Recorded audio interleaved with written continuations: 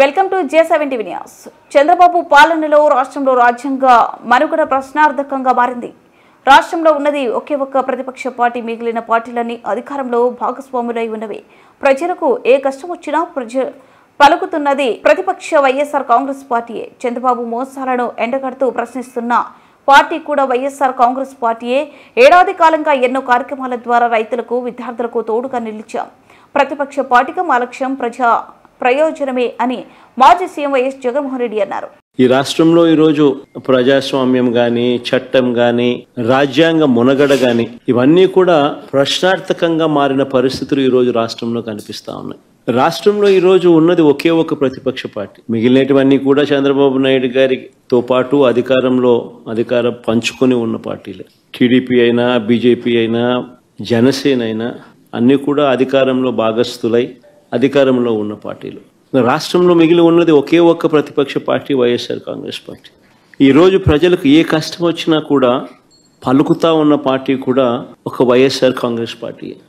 ఎవరికి ఏ కష్టం వచ్చినా, రైతుకు ఏ కష్టం వచ్చినా, అక్క చెల్లెమ్మలకు ఏ కష్టం వచ్చినా, నిరుద్యోగులకు ఏ కష్టం వచ్చినా, విద్యార్థులకు ఏ కష్టం వచ్చినా, చివరికి ఉద్యోగులకు ఏ కష్టం వచ్చినా కూడా, ఇదే కాక అధికారం కోసం చంద్రబాబు నాయుడు చేసిన మోసాలు, ఆయన సూపర్ 6, ఆయన సూపర్ 7 సహా 143 హామీలు తానిచ్చి అడ్డగోలుగా ప్రజలను మోసం చేసి అడ్డగోలుగా తాను పరిపాలన చేస్తా ఉన్న ఈ సంవత్సర కాలంలో తన మోసాలను ఎండకడుతూ తనను ప్రశ్నిస్తా ఉన్న పార్టీ కూడా ఒకే ఒక్క వైఎస్ఆర్ కాంగ్రెస్ పార్టీ మాత్రమే.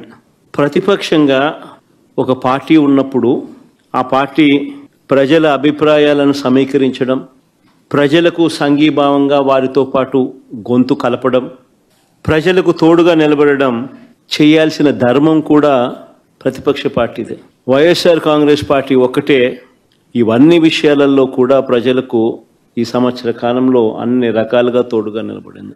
రైతు సమస్యలకు సంబంధించిన తాను ఎగరగొట్టిన రైతు భరోసా సొమ్మును డిమాండ్ చేస్తూ, రైతన్నలకు గిట్టుబాటు ధర రాని పరిస్థితిని రైతన్న తరపున లేవనెత్తుతూ, ఉచిత పంటల బీమాను తాను ఎత్తివేసిన పరిస్థితుల్లో తనను ప్రశ్నిస్తూ, సమయానికే ఇచ్చే ఇన్పుట్ సబ్సిడీని నీరుగార్చిన పరిస్థితుల్లో తనను ప్రశ్నిస్తూ, రైతుల సమస్యల మీద వైఎస్ఆర్సీపీ రాష్ట్ర వ్యాప్త ధర్నా కార్యక్రమానికి పిలుపునిచ్చి రైతులకు తోడుగా నిలబడింది.